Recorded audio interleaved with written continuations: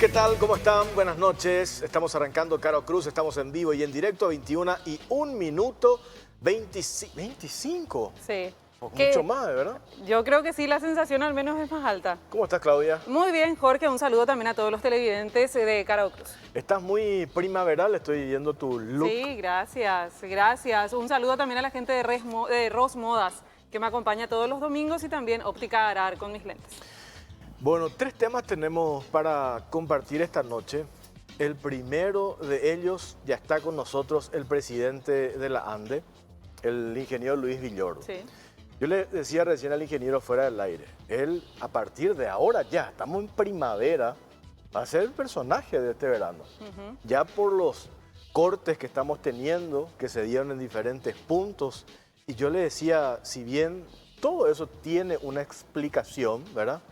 La gente no acepta. No, Wow, no. imagínate. Lo que pasa es que es difícil pedir que acepten, difícil es pedir paciencia Anda a y decirle a la tolerancia. gente, ¿verdad? Claro, con la temperatura, por ejemplo, que se registró la semana pasada y también el pico de consumo que se registró el miércoles a la siesta, si es que no estoy equivocada. Así que, ¿cómo vas a pedir paciencia si de repente en algunas zonas se acaba la energía eléctrica y esto también implica que acabe el suministro de agua? Pero ¿qué está haciendo hoy la administración de Villordo para hacer frente a estos problemas? Cuando hablamos con Benigno López nosotros en Radio 1, la semana pasada Sí, lunes o martes. ¿No? le preguntamos sobre esos 300 millones de dólares que dicen los sindicalistas. Nosotros nos sacaron esa plata, pero Benigno dice no, esa plata ya se repuso principalmente para la compra de la instalación de 2 líneas de 500 kV y otras cuestiones que tienen que ver con infraestructura. Entonces, ¿se justifica o no la medida de fuerza, el anuncio de una huelga que están diciendo los funcionarios de la ANDE para la próxima semana? Sí. Si la plata ya está repuesta. Sí, ese punto, pero también tenemos que conocer un poco cómo se está trabajando en la instalación de los transformadores. Se habla de que eso ya hace mucho tiempo debió estar todo instalado, hubo como un retraso en el inicio del trabajo que se dio en julio recién. Así que vamos a conocer todos los detalles y también saber... ¿Por qué se paró la licitación, claro, verdad? saber con exactitud cuál es el panorama que nos espera para los próximos meses con temperaturas más altas incluso. Yo supongo también la semana pasada se habló un montón de este tema. En marzo de este año ya se licita la adquisición de 15.000 transformadores Sí. para el área metropolitana.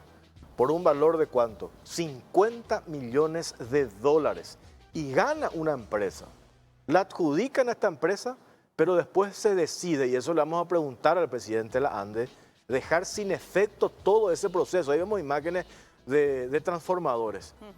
¿Y por qué se deja esto sin efecto cuando en principio se dijo que con la licitación que ya se había desarrollado, cerrado y arrancó en marzo de este año, e incluso a un mejor precio? ¿Qué responde a esto la ANDE? Porque yo escuché una avalancha de críticas en relación a este tema porque esto ya se tenía que estar hoy instalando en esta época del año y no estar discutiendo de vuelta cuestiones que hacen referencia a procesos licitatorios. Sí. ¿Qué dice el presidente de la ANDE sobre esto? Le vamos ¿Y por qué a preguntar. finalmente se levanta una licitación o se cierra el contrato con esta empresa que implicaba 7 millones de dólares de ahorro para la institución? Bueno, y el segundo tema. Sí, Vos te vas a un spa, sí. te vas a un centro odontológico y ahí también te hacen procedimientos estéticos, una especie de cirugía plástica. El Ministerio de Salud dice, no, esto ya no se puede hacer. Emitió un comunicado, prohíbe a los spa, gimnasios, Sí. incluso centros de belleza Peluquerías y incluso. centros odontológicos a que realicen procedimientos estéticos. Y esto generó la reacción del gremio, por ejemplo, de los odontólogos. Dice, nosotros somos médicos Claro. e hicimos una especialización para eso. Pero ¿por qué el Ministerio de Salud responde de esta manera? Porque hubo denuncias puntuales, tuvimos casos de negligencia. ¿Vos te acuerdas del médico cirujano plástico que estaba trabajando en Fernando de la Mora? Él vivía en Fernando de la Mora y al lado tenía una clínica de cirugía estética. ¿Y eso se puede o no se puede hacer? Y van a estar con nosotros representantes de 3 gremios, de los cirujanos estéticos, dermatólogos y odontólogos. Y vamos a debatir sobre ese tema porque Sí. nos están poniendo de acuerdo. Ellos quieren una reglamentación Y sí, sobre ese punto yo creo que también es importante abordar dos aristas. Primeramente, cómo el Ministerio de Salud controla estos establecimientos o centros de salud que primeramente se pueden habilitar para lo que es odontología, pero finalmente se anexa algo que tiene que ver con la parte estética o con la parte dermatológica. ¿Cuáles son los controles que se hacen? Eso se tiene que regular. Uno Claro. te podía ir a un gimnasio, a un spa y te dicen, bueno, ¿querés Botox? Yo de paso, eso no me parece a mí que Incluso ¿quién se controla? cuando me decís gimnasio, obviamente pienso que no debería ser posible que un tratamiento de ese tipo, un procedimiento de ese tipo se pueda hacer. Pero en lo que se refiere a los spa o a los centros de belleza y estética, allí cómo regula realmente el Ministerio de Salud, porque mucha gente o en esos lugares uno espera de que sí se puedan hacer ese tipo de procedimientos. Pero otro punto que te quiero mencionar es la capacitación, porque si bien los odontólogos se reciben de médicos cirujanos en todo lo que se refiere a la parte oral, tienen que someterse también o tienen que cruzar también toda una preparación para poder finalmente especializarse en lo que se refiere ellos dicen que hace eso. Claro, a lo que es cirugía maxilofacial. Así ¿Vos que dónde también, te pones a hacer los Botox? no, todavía no me hago. Y vos, primero estoy esperando que vos me recomiendes. Espera un poco. El tercer tema, me distraes así cuando me respondes. Pero no, en serio, voy a esperar tu recomendación. El tercer tema educación. Sí. Hay dos posiciones. La semana pasada cerraron, inclusive tomaron el Ministerio de Educación y Ciencia, Piris y compañía, Silvio Piris, de la Federación de Educadores del Paraguay, pusieron un sofá, impidieron que ingresen los que tenían que hacer trámites allí. Ellos insisten en el aumento salarial 16% a partir de abril del próximo año.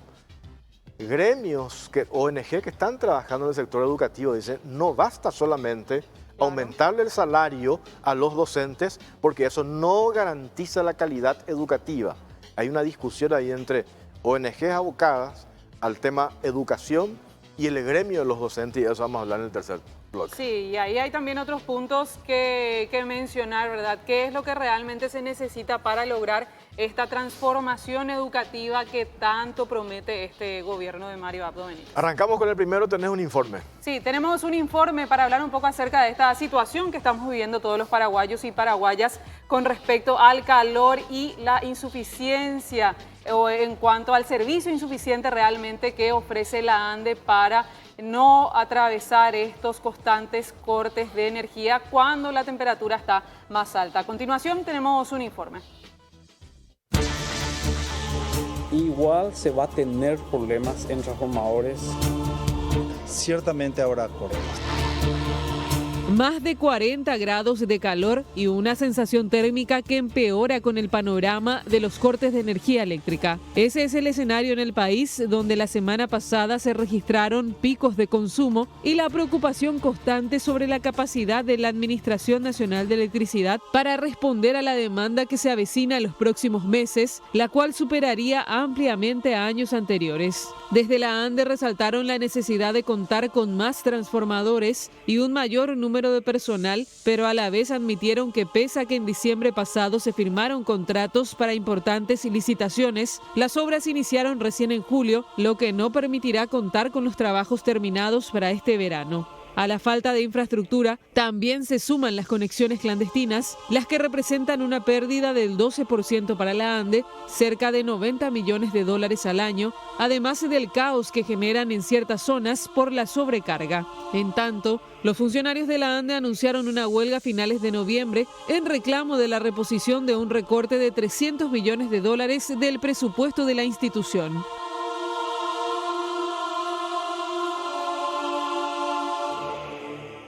Tenemos una consulta para todos ustedes a través de las redes sociales, @CaraCruzPI, y también a través del Facebook, que dice: ¿qué necesita la ANDE para mejorar el servicio que presta? La primera opción, mayor presupuesto; otro competidor, mejor gerenciamiento; o privatizarse. Los comentarios a través del hashtag COCPI. Privatizarse. Esa es una discusión que viene hace tiempo. El ingeniero Luis Villordo, presidente de la ANDE, ¿cómo está? Buenas noches, Jorge. Buenas noches, Claudia. ¿Cómo están ustedes? Muy bien, varios temas. A ver por dónde empezamos. La medida de fuerza que anuncian, de hecho esta semana pararon a la mañana los funcionarios.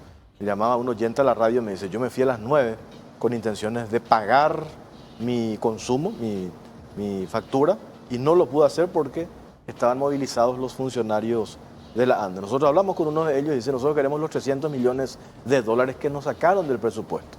Le llamamos al ministro de Hacienda, Benigno López, y él nos dice, esto fue el jueves, esa plata está. Nosotros le dimos a la ANDE para que liciten, adquieran, construyan la línea de 500 kV, 2 líneas de 500 kV. Y otras cuestiones que hacen la infraestructura. Y el ministro de Hacienda dice, en realidad el problema de fondo de esta medida de fuerza anunciada por los funcionarios de la ANDE, ellos quieren aumento salarial. Eso es así, ingeniero. Bueno, primeramente, buenas noches, ¿qué tal? ¿Cómo están ustedes? Bueno, primeramente tenemos que verificar, o sea, tener presente de que precisamente el viernes yo no pude analizar aún la documentación presentada, pero este viernes el CITRANDE, el Sindicato de Técnicos de la ANDE, presentó en la ANDE y en el Ministerio del Trabajo las carpetas correspondientes, digamos, los cuales son necesarias para procesar y verificar si realmente el estado de huelga es o no es válido. El Ministerio ha convocado a una reunión tripartita, nosotros nos encontramos analizando también, como fue el viernes, básicamente no dio oportunidad de analizar, pero la semana que viene nos estaremos reuniendo en una tripartita a los efectos de verificar si realmente existe o no un incumplimiento del contrato colectivo. Porque en materia de reposición, ¿eso está o no? En materia de reposición de está. La plata, digo. Sí, eso justamente es una cuestión de saber de interpretación, puesto que tendríamos dos leyes, la ley por la cual se había determinado digamos, el crédito, la autorización del crédito de las líneas de 500 kV, que son de Itaipú hasta Mingaguazú, son realmente, digamos, es una ley de igual categoría que la del Presupuesto General de Gasto de la Nación, entonces de alguna manera ya estaba la ley, o sea, ya son leyes iguales, entonces el presupuesto está, pero Hacienda normalmente lo hace a través de una adenda. Y inicialmente no ha sido incorporado por el Ministerio de Hacienda únicamente por tratarse por una cuestión de tiempo. El anteproyecto se remitió en el mes de junio y el proyecto de ley que aprueba este crédito es del mes de julio. Entonces ha sido solamente una descoordinación de tiempo, por eso que no ha estado de inicio. Entonces, pero no habría inconvenientes en cuanto a eso. Ya debe estar repuesto. Ahora, con respecto a la postura de los sindicalistas, ¿es o no necesario que se lleguen a movilizar y qué pasaría si es que no se garantiza esos fondos para esa inversión en infraestructura? Con seguridad están garantizados. Como dije, son leyes de igual categoría, los fondos están presentes, pero es una costumbre de Hacienda incorporarlas a través de una adenda. Yo hablé con el ministro, con Benigno López, y se ha remitido la adenda a los efectos de la incorporación de dicho presupuesto. Por ese tema no hace falta que se movilicen entonces. Por ese tema no hace falta que se movilicen, pero como les dije recientemente, ellos han presentado el viernes al ministerio y a la ANDE la carpeta correspondiente indicando cuáles son las cláusulas o los ítems sobre el incumplimiento del contrato colectivo. Entonces lo vamos a analizar con el sindicato y con el Ministerio del Trabajo. Pasa que plantear en un momento como este, cuando todos sabemos que tuvimos un año extremadamente complicado, plantear reajuste salarial es lo más impopular que pueda haber. Es una situación bastante Eso es lo complicada. más impopular. Una situación bastante entonces, complicada. lo que yo decía nomás el otro día, Claudia, hablábamos de esto en la radio, que no nos digan los sindicalistas que es porque se les sacó la plata y ellos quieren que se construya 2 líneas de 500 kV, que se aumente la cantidad de cuadrillas que tienen que ir a asistir a los casos de tormentas, árboles caídos, cables que se caen, etcétera, etcétera. Yo creo que tienen que sincerarse también porque ese fue un gancho. Nos dicen, nuestra movilización y nuestro reclamo en realidad es por la plata para invertir y para que ustedes, usuarios, en el verano no se estén quejando. Entonces yo dije, hay que sincerarse, porque en realidad ellos, según el ministro de Hacienda, se están manifestando porque quieren aumento salarial. Y hoy plantear aumento salarial cuando todos en el sector privado incluso nos estamos ajustando los cinturones, plantear un reajuste hoy en el sector público me parece que no corresponde. Sí, lo vamos a analizar justamente en esa reunión tripartita.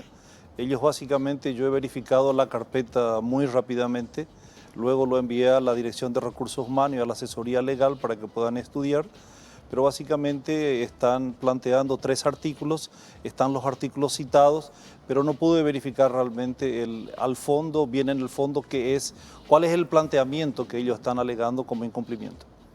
Saltando, Claudia, a otro tema. Esta licitación de los transformadores, ¿qué argumenta la ANDE para dejar sin efecto ese proceso cuando se habla de que en esta época del año ya tuvimos que haber tenido los 15.000 transformadores e instalarlos en el área metropolitana? Y aparte que hubo aparentemente un ahorro en la adquisición de estos equipos de esta empresa en particular. Y ahí viene otra vez la presunción, por eso nos gustaría que usted nos responda. Nos dicen que hubo una presión muy fuerte de dos empresas que históricamente fueron los eternos proveedores de transformadores en la ANDE. ¿Eso es así, ingeniero? Bueno, me gustaría poder aclarar la situación. Sí. Es una pregunta bastante extensa que ciertamente va a requerir una respuesta extensa. Tenemos tiempo. Tenemos tiempo, ok.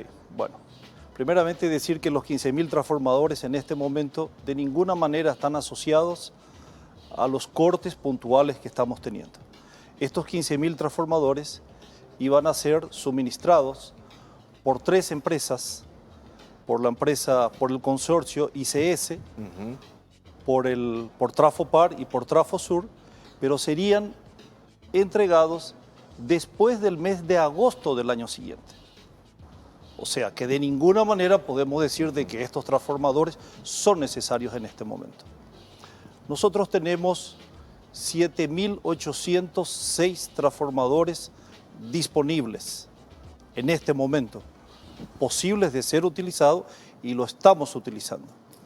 Tenemos 4.000 transformadores que van a ser entregados, que se encuentran en este momento en situaciones de protesta, pero en vías de solución. Las protestas tienen su tiempo, correr traslado, luego que regresa, y la DNSP irá a resolver. O sea que por un lado tenemos 7.806 disponibles, 4.000 en vías de contar con ellos en la brevedad posible, en 1 o 2 meses. O sea que tenemos 11.806 transformadores disponibles básicamente en este momento. Y tenemos aún una licitación de 7.200 transformadores que hemos solicitado, que hemos levantado, que se ha levantado en fecha de ayer, en sustitución, mejor dicho, ni siquiera quisiera utilizar la palabra en sustitución, pero es a los efectos de tener una nueva licitación, considerando que tenemos los fondos, de llamar a una nueva licitación de transformadores convencionales de 100 kVA y no de 150 kVA, como se estaba programando en esta licitación, y aún más que los transformadores de 150 kVA no lo tenemos en el mercado, son transformadores nuevos que iban a ser proveídos. Entonces, esta última licitación sí realmente los estamos lanzando con una posibilidad de obtener mejores precios, puesto que estamos partiendo de la base que estamos sustituyendo una adjudicación simultánea de 3 oferentes para una adjudicación simultánea de 5 oferentes, donde podrán participar empresas nacionales y proveedores que tengan la representación de fábricas en el exterior. Entonces, acá sí tendremos competencia y estoy seguro que tendremos mejores precios. Ahora la pregunta que hiciste, Jorge, ¿por qué se canceló la licitación? Sí. Yo me encuentro, cuando llego a la ANDE, como sabés, asumí en la ANDE el 13 de agosto, es muy reciente. Yo me encuentro con una licitación de 15.000 transformadores, que de por sí ya llama la atención el número, 15.000 transformadores, un valor extremadamente exagerado, considerando la cantidad de transformadores que nosotros tenemos, o sea, ya había en stock. Tenemos disponible. Entonces, ¿para qué llamar 15.000 transformadores cuanto que lo que nos está haciendo falta son cables que son utilizados precisamente para las líneas de baja tensión y de media tensión? Entonces, parte de los fondos de la licitación cancelada las hemos llevado a la adquisición de cables. Por una cuestión de prioridad. Por Eso es una lo mismo cuestión de prioridad. Eso es lo Cable es lo que nos falta. Necesitamos aspirina y compramos antibióticos, no tiene sentido. Evidentemente. Eso encontraron ustedes. Eso Sí, encontraron- 15.000 transformadores en monto es 50 millones de dólares. Más una licitación de 7.500 transformadores. Ah. Son dos licitaciones, una licitación de 15.000 transformadores más una licitación de 7.500 transformadores. Pararon eso y esa plata La van a hemos destinar. una de las licitaciones, la de 7.500 transformadores, estaba en una situación aún pendiente de presentación de ofertas. Las hemos cancelado. He tomado la determinación de cancelarla. Y una licitación de 15.000 transformadores que se encontraba en una situación de protesta. Entonces la hemos cancelado también. ¿Por qué la hemos cancelado? Esa es la pregunta que definitivamente un poco quisieran, me imagino que es lo que está Claro, curioso de querer saber. Por lo que le decía, lo que incluso he leído, reacciones de economistas y referentes políticos decían, esto se cancela por la presión de estas dos empresas que históricamente ganaron esa licitación para la provisión de transformadores a la ANDE. De ninguna manera, Jorge, de ninguna manera, Claudia, esta licitación no ha sido cancelada bajo ninguna presión. De hecho, es bueno saber que nadie me va a presionar. No me voy a dejar presionar, entonces creo que tenemos que obrar de una manera técnica principalmente a los efectos de resolver este tema. Entonces encontramos que estas dos licitaciones fueron libradas en febrero de este año, es decir, cuando estaba el ingeniero Pedro Ferreira. Y se presenta un pliego de bases y condiciones que me imagino que habrá sido para aumentar la competitividad, pero sin embargo lo que yo observo es que realmente había un riesgo posible para la ANDE, considerando que el pliego de alguna manera no traslucía realmente el objetivo. Y aún más de que existieron dos problemas. La primera licitación, como te dije, de los 15.000, Pedro Ferreira adjudica la licitación y cuando yo ingreso en la ANDE estaba en una situación de protesta. Esa situación de protesta, posteriormente la Dirección Nacional de Contrataciones Públicas decide anular la contratación, la adjudicación, en virtud de dos argumentos principales. Uno de los argumentos se refiere que precisamente el fabricante no presentó las pruebas que deberían requerir los transformadores. Quien lo presenta es el consorcio, una situación fuera de lo estipulado en el pliego de bases y condiciones. Esa fue subsanada por el comité de evaluación en la etapa de reevalúo de las ofertas. El segundo punto fundamental hace referencia a una cuestión jurídica, a que el consorcio, dos empresas integrantes del consorcio otorgan, digamos, la responsabilidad civil contractual. Simplemente ellos, si uno revisa los estatutos, dice que deben firmar dos directores. Sin embargo, en el consorcio solamente firman uno de los directores. Entonces había una cuestión legal. Y ellos dicen de que eso era subsanado porque en el acta de intención del directorio estaba la firma de un director. Pero si vos te vas al estatuto de las empresas, el estatuto dice que tienen que ser dos directores para tener responsabilidad. Entonces nos encontramos ante una situación irregular de derecho civil, que definitivamente de por sí ya conlleva a un riesgo, considerando que en una situación de incumplimiento, ¿cuál es la responsabilidad del consorcio si la responsabilidad no está determinada o el mandato no está siendo otorgado en la debida forma que los estatutos societarios disponen que se debe tener? Esta situación ha sido planteado por una de las empresas. La Dirección Nacional de Contrataciones Públicas hizo lugar principalmente a este punto y en la respuesta de los agravios, el consorcio no ha conseguido rebatir estos puntos. Entonces definitivamente conllevó a una situación que de protesta en protesta proseguiría su curso y no se adjudicaría nunca esta cuestión. Entonces es una situación ilegal. Y aún más, la situación contractual prevista en el contrato que debería firmar, que dispone que uno le tiene que entregar el 15% del valor del anticipo, que son $3 millones. ¿Cómo la ANDE le va a entregar $3 millones a una empresa que no se pueda, a un consorcio que no pueda tener una responsabilidad civil como debe ser? Entonces, esta situación definitivamente no estaba contemplado en las cláusulas contractuales. Para cerrar el tema de esta licitación, ¿por qué ya se lanza una licitación? Usted dijo en febrero de este año.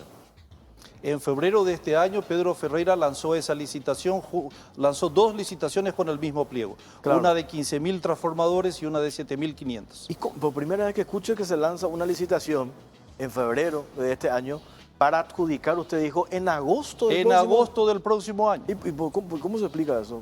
Se supone que lo que dura un proceso licitatorio, independientemente a que se den las protestas, por máximo uno calcula 3 meses, 5 meses, a lo sumo 6 meses. Se le dio un año y medio le dio un tiempo excesivo que se fabriquen los transformadores.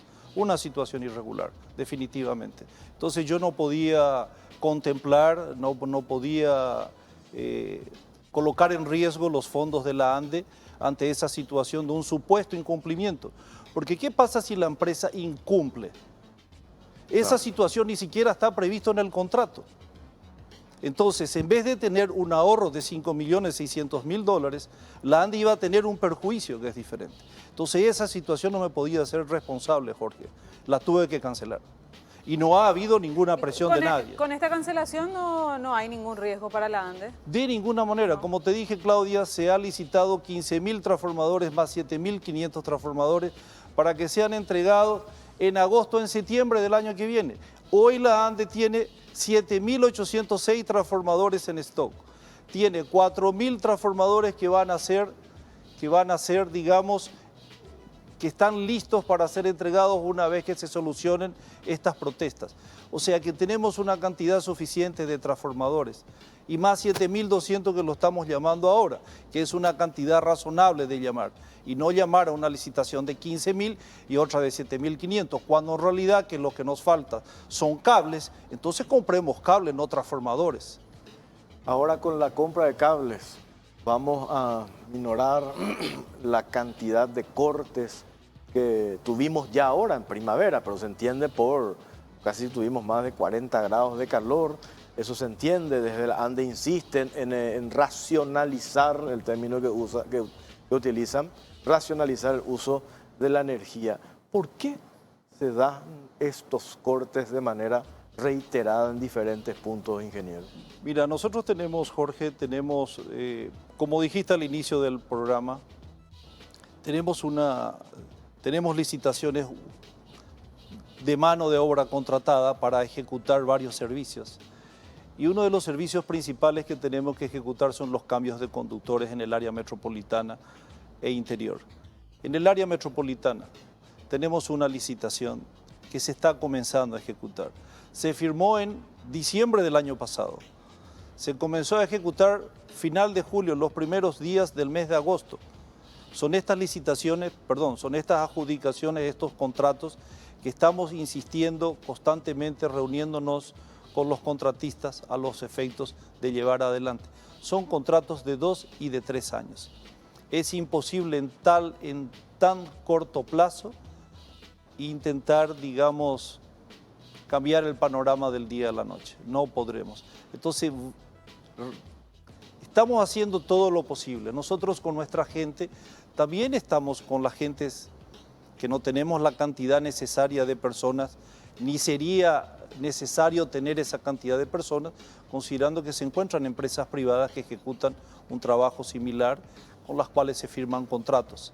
Entonces, no llegamos a tiempo porque la ejecución de estos contratos son aún bajas, son bajos las ejecuciones. Este primer contrato que se está ejecutando contempla la instalación de 3.700 transformadores y el cambio de conductores en el área metropolitana de 2.136 kilómetros. Y en la segunda fase contempla la instalación de 975 transformadores y 4.700 kilómetros de líneas que hay que cambiar. O sea que este panorama del día a la noche no se puede, Jorge. Necesariamente vamos a seguir teniendo cortes puntuales. Pienso nada más que este panorama se vive desde hace años, Eso mismo. décadas incluso. ¿Cómo entender o cómo comprender o cómo tener empatía con la ANDE cuando esta realidad se vive hace tanto tiempo y pareciera que viven de licitación en licitación? ¿Qué se puede hacer para acelerar, para evitar tantos cortes? ¿Qué puede hacer la institución? Nosotros estamos llevando adelante, Claudio, estos refuerzos. Nosotros desde la ANDE estamos instalando aproximadamente unos, no quiero decir números para no pecar, ¿verdad? Pero el refuerzo, la mecánica de ejecución de horas hombres de la ANDE está siendo realmente exprimida al máximo. Se están instalando muchísimos transformadores de distribución, pero lastimosamente no llegamos a tiempo. Nuestras temperaturas son extremadamente altas y la carga es extremadamente alta. Como habrán visto, la semana pasada tuvimos el pico de nuestra demanda, 3.553 megavatios. O sea que estamos en una situación realmente que el sector de distribución requiere una mayor inversión. Históricamente se ha venido destinando a todo el sector de distribución del país aproximadamente 50 millones de dólares anuales. El valor requerido es de 300 millones de dólares anuales. Y es la primera vez que se está ejecutando ese nivel de inversión en distribución. Estamos quintuplicando la inversión, pero este es el primer año en el cual se está quintuplicando la inversión. Entonces, no llegamos lastimosamente, Claudia. ¿Cuándo llegamos? ¿Para el próximo verano? Tampoco. Diría que no. Diría que cada uno de los veranos va a ser mejor uno que el otro. En la ejecución... Este verano va a ser menos peor que el año pasado. Con seguridad, con seguridad. pero Y el siguiente será mejor, ¿verdad? ¿Por qué? Porque los transformadores del verano anterior a este ya hemos instalado aproximadamente un poco más de 2.000 transformadores con nuestra gente de ANDE. Pero se requieren solamente en el área metropolitana básicamente 3.700 transformadores instalar. No llegamos. Tenemos que cambiar 2.300 kilómetros de líneas. No llegamos. Es imposible cambiar este panorama. Ahí es donde usted dice, tenemos los transformadores. Tenemos los transformadores y no tenemos cable. Y muchas de las obras no se están pudiendo ejecutar, no le podemos entregar a los contratistas porque no está faltando cable. Entonces el dinero de los 15.000 transformadores y el dinero de los 7.500 transformadores era más lógico destinar a la compra de cables que hacer una compra innecesaria de tantos transformadores. Pero ahí hay una mala gestión de la administración anterior, entonces, al no notar esta necesidad o... Yo no quisiera juzgar, Claudia, la administración. En realidad que no me toca. No hace falta que usted juzgue, lo juzgamos nosotros. Se aplazó Pedro Ferreira entonces en su gestión. Si tenés transformadores en stock y el problema es la falta de cable, vos compraste otra vez 15.000 transformadores, 50 millones de dólares. Más 7.500 transformadores. Para el próximo año, déjame coger, ¿verdad? Aplazado de todas luces. Yo diría que nuestra prioridad son los cables, Jorge. Eso lo pueden corroborar, podés llamar vos, hablar con los contratistas que están ejecutando obras, nos piden, entréguenos los materiales.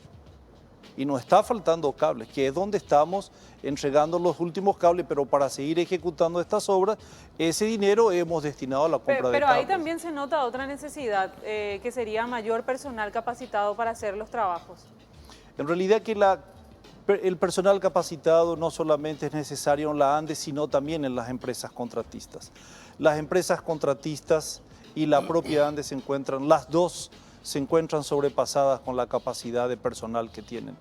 A tal punto que con el Ministerio del Trabajo existe un programa que se llama MOPA Dual a los efectos de formar nuevos técnicos que están siendo entrenados en la ANDE, reciben un aula teórica, un aula práctica en la ANDE y los 40 chicos que entraron, que hicieron este entrenamiento, hoy día se encuentran trabajando en las empresas privadas. Ahora, estos técnicos es cierto que trabajan más de 15, 13 horas, el personal de la ANDE. En situaciones de emergencia, sí, Claudia. En Tres Bocas tuvimos un incendio te puedo decir que hubieron gente no todos, pero el trabajo es de 24 horas. Sí. Ahí, por ejemplo, Jorge y también presidente, me pongo del lado de los sindicalistas, porque el trabajo que ofrecen es sumamente importante, la gente necesita y están trabajando más horas.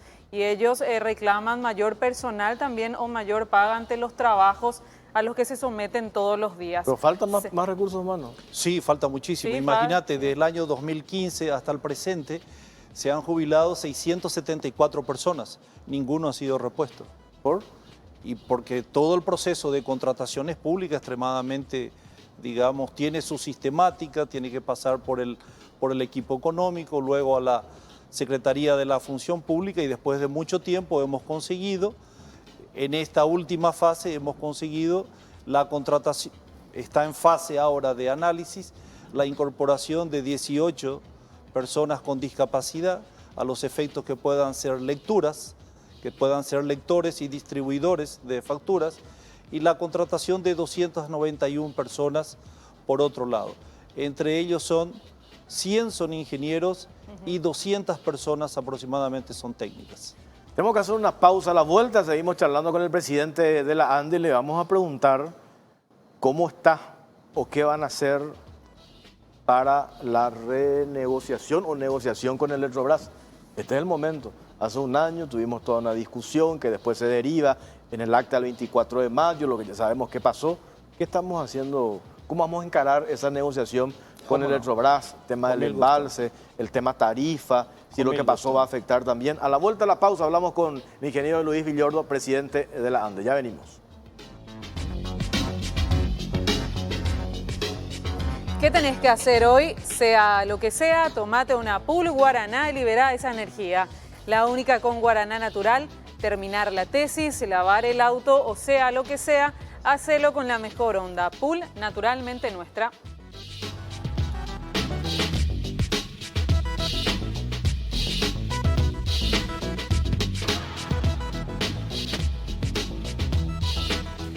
Seguimos en Caro Cruz y ya vamos a ver los números de nuestra encuesta habilitada en Twitter, @CaroCruzPI.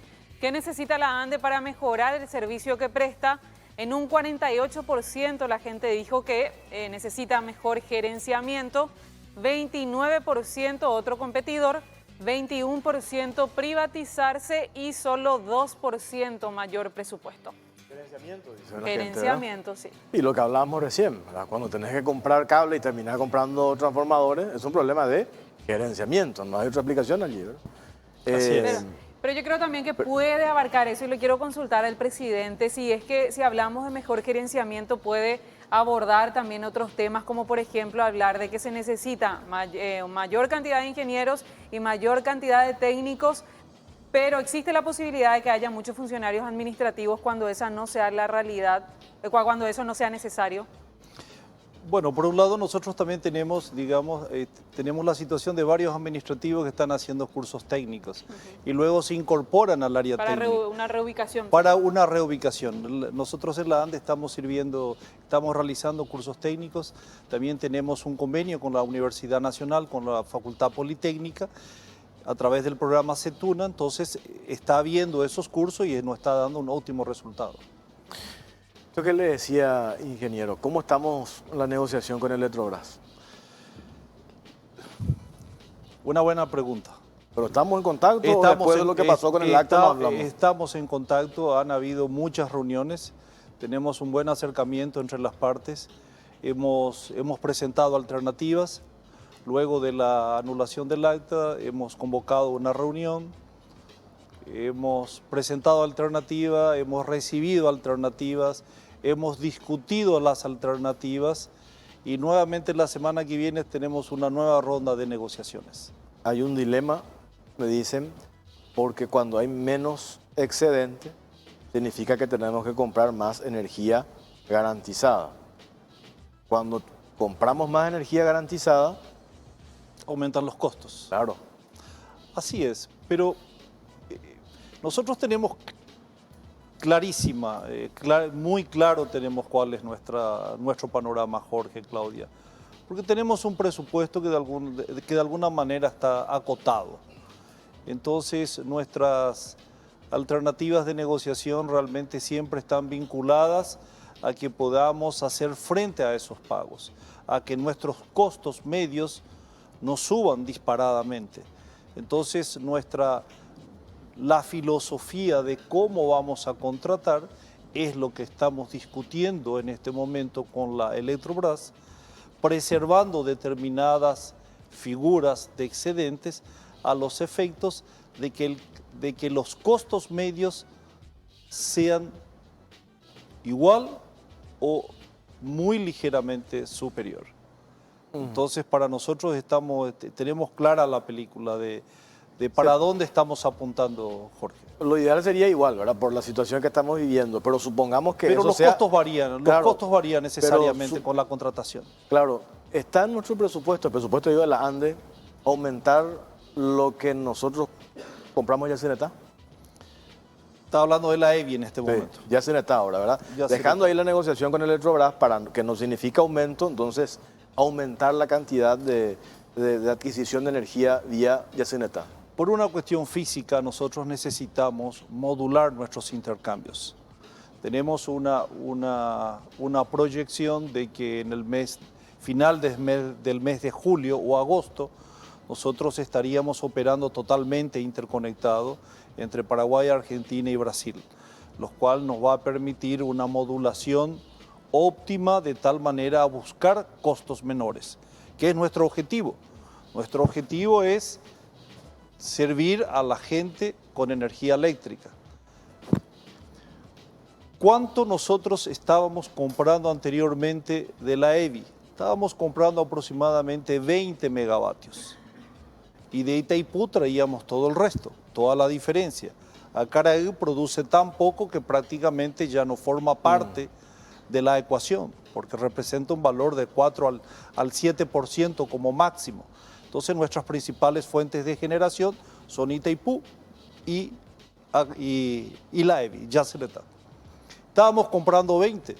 Durante la demanda máxima estuvimos comprando prácticamente 600 megavatios, porque nuestra capacidad física de traer esa carga, esa potencia que requerimos de Itaipú, físicamente ya no es posible. Entonces pasamos de 20 a comprar prácticamente 600 megavatios. Esa es la ecuación que nosotros estamos realizando en este momento. Y esa es la configuración que hoy día, en este momento, físicamente está en la red eléctrica de la ANDE. Más allá de esta discusión, que ya hemos hablado un montón sin entrar de vuelta en el detalle, pero este es el momento que tenemos que negociar con Eletrobras, con el Brasil. ¿Qué es lo que nosotros vamos a llevar sobre la mesa en esa negociación? Sincerarnos, como en un momento dijo el presidente, de decirles en realidad nosotros por año vamos a usar esta cantidad y no como algunos dicen que nosotros le picoteamos lo que corresponde ya a Eletrobras y nos hacemos como que los vivos. ¿Qué es lo que vamos a llevar en realidad en concreto? Todo pasa por una cuestión de negociación, Jorge. Esta negociación data de mucho tiempo atrás. Hoy día nosotros tenemos un instrumento de compromiso que fue firmado el 31 de enero, el 31 de diciembre de enero del año 2007, que básicamente es el instrumento de compromiso que de alguna manera nos permite que nosotros entremos en parte en el contrato de la Eletrobras y se estipula cómo pagar eso que entramos en el contrato de la Eletrobras. Eso tiene un tope. El otro día estábamos acá con unos senadores y no teníamos claro. La posibilidad de entrar nosotros al contrato de Eletrobras, ¿eso tiene un tope o no? En el año 2000, no recuerdo en qué año que me tocó justamente negociar, nosotros habíamos establecido, fue una discusión, no recuerdo, de una semana aproximadamente, hemos conseguido elevar de 350 a 700 megavatios. Hoy día entramos hasta 700 megavatios garantizados. ¿Podemos pasar más? Sí podemos pasar más, pero tenemos una manera como pagar, está establecido cómo pagar. De hecho, hemos entrado 1006 megavatios, 1000 megavatios hemos entrado. Entonces, nuestra filosofía está en tratar de mantener nuestra ecuación financiera de que nuestros costos medios nos permitan sostener la misma tarifa de tal manera que no tengamos aumento de tarifa a los consumidores, que fue la principal solicitud que nos hizo el presidente. Tenemos que apuntar a que el servicio de energía eléctrica no aumente para los consumidores. El tema del Y en eso estamos. ¿Y el tema del embalse? El tema del embalse ha sido discutido recientemente, ha sido difundido, ha sido aprobado en el Consejo de Administración, el desembalse. El desembalse es una cuestión que ha sido ejecutado ya 21 veces. Esta ha sido la 22ª vez de que se ha desembalsado el embalse, por una cuestión hidrológica. Como podrán ver, el río acá está prácticamente seco, la bahía está bajísima. En el río Paraná es la misma cosa, no llega el agua en la cantidad suficiente para generar la misma energía para los dos sistemas. O sea, Itaipú se encuentra con un compromiso que tiene que atender la situación contractual de la compra de energía o de potencia que hizo la Electrobras y la compra de potencia y energía que hizo la ANDE a la Itaipú Binacional. La Itaipú Binacional no puede atender. ¿Cómo lo va a atender? A través del agua que está almacenada. O sea, es una cuestión necesaria. O sea, la situación es esa, Jorge, es muy clara la necesidad para poder tener, digamos, la misma cantidad de potencia que requerimos. Para no correr y que no suceda lo que sucedió con el acta del 24 de mayo, esto que Paraguay va a llevar, y que de hecho usted dice que ya se está conversando, se está negociando con el Electrobras, esto se va a socializar, nosotros vamos a ver el detalle, cuál va a ser la propuesta real de Paraguay, se va a aprender de eso que muchos consideran fue un error porque no se socializó, solo esto supimos después de la renuncia de un presidente de la ANDE, si no, no íbamos a enterar nunca. Bueno, primeramente yo creo que es necesario conocer el resultado de la negociación. No el proceso. Yo creo que es bueno conocer, claro, porque el proceso es de discusión. Yo hoy puedo estar diciendo A, mañana te digo B, después C, es un proceso de negociación. No estamos labrando actas de las múltiples reuniones que hemos tenido. Son reuniones de discusión, son simulaciones en computadora que verificamos, atiende, no atiende. O sea, vamos a socializar el estado final, pero no toda la discusión, puesto que escapa un poco digamos, son discusiones, son conversaciones privadas que las partes están haciendo en ese momento. Resulta muy incómodo dejar al abierto conversaciones privadas de discusiones que se han hecho en confianza. Entonces la situación final sí será diferente, puesto que habrá un acuerdo de ambas partes. Eso sí será socializado y de cierta manera el propio contrato lo vamos a hacer público. ¿Tenemos un plazo para eso? ¿Cuándo vence el plazo? ¿Este año se tiene que definir eso o el próximo? Nosotros ya teníamos que haber cerrado el contrato de potencia para este año. En octubre generalmente se cierra. En octubre del año pasado tuvimos que haber cerrado. En octubre de este año tuvimos que haber cerrado el contrato del año siguiente. Ahora tenemos que cerrar antes de la próxima reunión del Consejo de Administración de la Itaipú, que está previsto para el mes que viene. Creo que está previsto para el 13 de diciembre. Ahí cerramos las dos cosas. Ahí vamos a cerrar, yo creo que vamos a cerrar 4 años posiblemente. 4 años. Es uno de los puntos de discusión, si cerramos 2, si cerramos 4. Porque en realidad el acta que dispone la anulación de la primera establece de que el periodo que será discutido y contratado será el periodo de 2019-2022. En esta etapa de negociación no tiene absolutamente nada que ver, no entra ese equipo que se presentó de Cancillería, los asesores, ad honores, eso va a entrar para lo de Itaipú, para el anexo C. No tiene nada que ver con No esta, tiene nada no que tiene ver con este. Vos absolutamente decís nada. con el equipo que está haciendo, Sí. que se ha conformado en el Congreso. No tiene completamente nada. Totalmente. Cancillería No, en la será. Cancillería. Con la Cancillería, perdón. Ese equipo está vigente, Jorge. Ese equipo está vigente, pero definitivamente con ninguno de ellos conversamos y ninguno de ellos tiene injerencia en el equipo técnico que estamos negociando con la Electrobras. Cosas totalmente independientes. Perfecto. Yo tengo un punto antes Por de ir último. al corte. Por último, ya a la gente le preocupa mucho de repente que en esta época donde va a haber mayor consumo, que llegue la factura sobrefacturada y que uno no pueda hacer nada porque sí usó mucho el aire y otros electrodomésticos.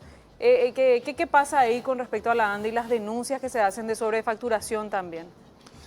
Bueno, tenemos que tener presente que no hay una sobrefacturación. Pueden haber casos puntuales de falla del sistema, del sistema informático que se encuentra totalmente obsoleto y que estamos en un proceso que hemos levantado hace nada más que algunas semanas. Hemos levantado un sistema informático capaz de poder implementar 5 módulos. El módulo comercial, gestión de almacenes, financiero, varios módulos que van a ser implementados en esta fase, que esperemos que nos dé una capacidad de respuesta, de seguir los documentos y tener una mejor ejecución, puesto que digamos, estamos orientados a tener una mejor ejecución, a eso estamos. ¿Qué pasa? Te dije, pueden haber, Claudia, situaciones puntuales de fallas del sistema, pero tenemos que tener presente que nosotros tenemos aproximadamente, casi por decir números redondos para ser más fáciles, casi 1.800.000 clientes. Y tenemos 357 lectores de medidores en todo el país. 357 personas para leer 1.800.000 medidores es imposible.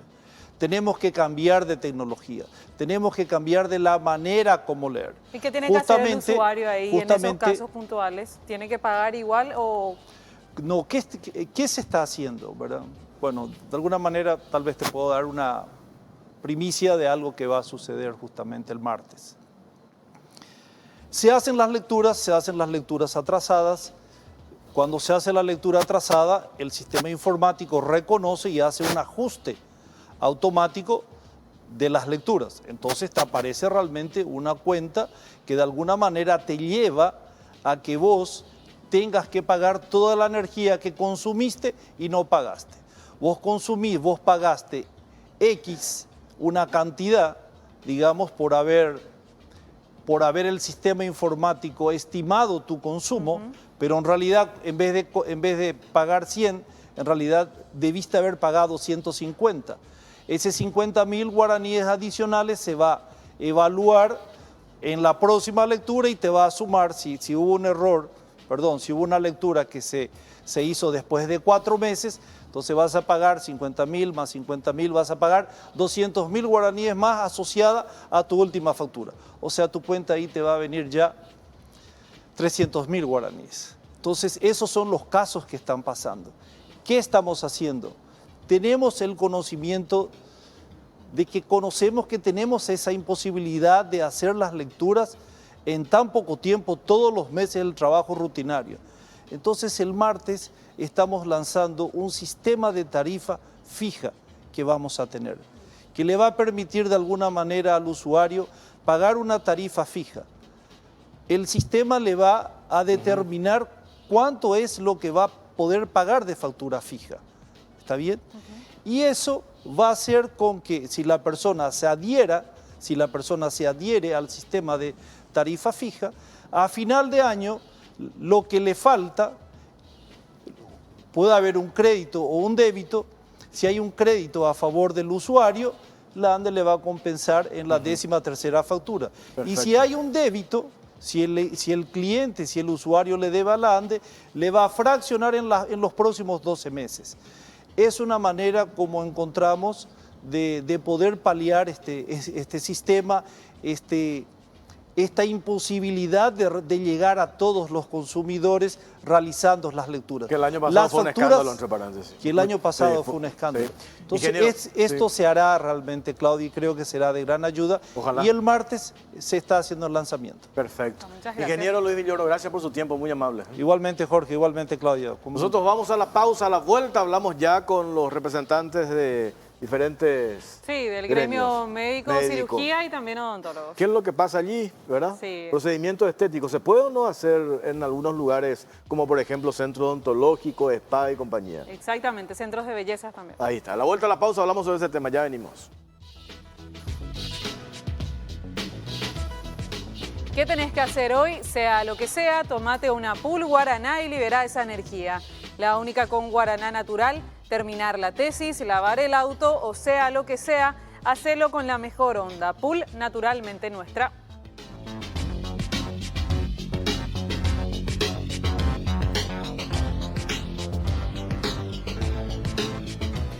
Continuamos en Carao Cruz y vamos a ver los números de la primera encuesta que habilitamos en Twitter y ya cerramos también este tema. ¿Qué necesita la ANDE para mejorar el servicio que presta? En un 50% la gente dijo mejor gerenciamiento, 28% otro competidor, 21% privatizarse y finalmente solo 1% mayor presupuesto. Ahora sí, ya Jorge, avanzamos en nuestro segundo tema de la noche, esta disputa que se da entre médicos, cirujanos plásticos puntualmente, también dermatólogos y por otro lado los odontólogos. La discusión es si es que realmente los que se dedican a la odontología pueden o no realizar procedimientos invasivos, procedimientos estéticos, también cirugías estéticas, algunas de ellas en los centros odontológicos, y también hablar un poco acerca del comunicado que vemos en imágenes que brindó o que salió por parte del Ministerio, que emitió el Ministerio de Salud Pública y Bienestar Social. A continuación tenemos un material al respecto.